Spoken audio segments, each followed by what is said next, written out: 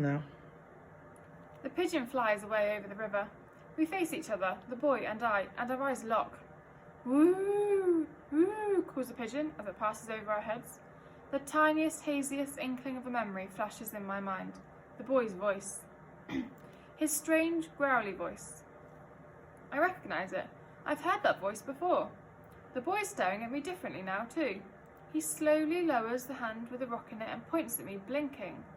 He's mumbling quietly to himself, like he's in a trance, in a dream world. You're not Bad Spirit. I know you. I see you before. I remember. I sit in hazel tree. I hunt. I wait. I wait. I wait. I sleep. Sleep story come. I see you in my sleep story. You stand under hazel tree. I watch you. Cholly Murrum. Yes, I see you before. Cholly Murrum. Cholly Murrum. Speaking softly, unsure, I echo the boy's words back at him. Cholly Murrum? It's the word I heard whispered in Mandel Forest last night.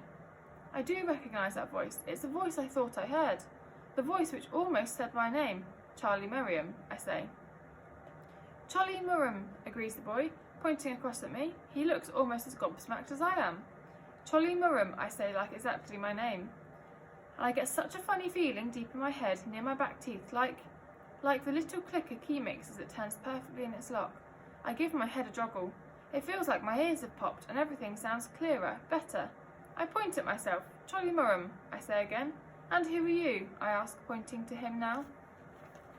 He stares down at himself, examines his own big hands, then touches his face. His eyes meet mine as he slowly shakes his head. I not know me, he says in a husky whisper. I not remember me. And I hear him properly. I actually understand him suddenly, clear as air. Oh, you don't remember, do you? I say softly. And then I get why he's so odd and confused and frightened. He's lost his memory.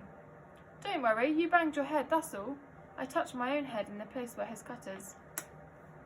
As if he's only just noticed it, he reaches up and feels a dark, oozy gash across his forehead. You make this? He says in horror, looking down at his bloody fingertips, staggering backwards. No, of course I didn't. I just found you. I found you in the water, and I hesitate. What just happened catching up with me suddenly? I saved you, I think.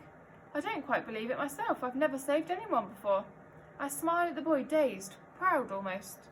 He doesn't smile back. Instead, he ignores me. He's fiddling with one of the twisted string bracelets on his wrist. Mothka, he murmurs, stroking the bracelet tenderly. I remember Mothka. His eyes flick back to me, fast and accusing. Where Mothka? You take Mothka, Cholly Murrum? I shake my head. No, I don't know what you're on about. What's Mothka? The boy gazes sadly at the string bracelet. Mothka, my sister. Mothka, my baby sister. Baby sister? I echo softly. My heart pangs and a strange ache pulls at the pit of my stomach. I see a sudden cloud of remembering cross the boy's eyes. Mothka, he shouts, looking all about in panic.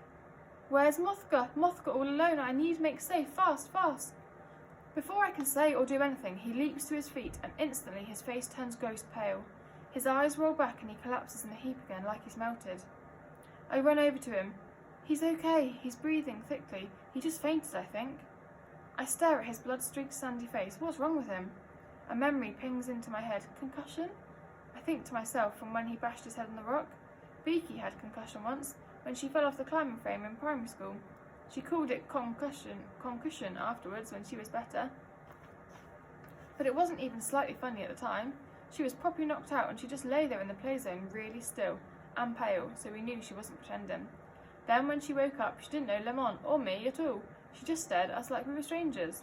I remember how she screamed and shouted, "Go away," at us.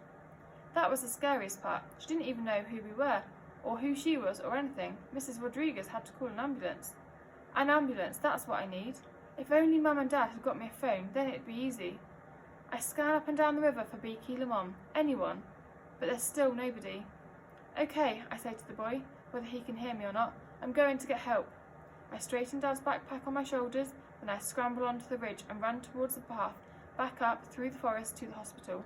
But I stop dead in my tracks. The path is gone.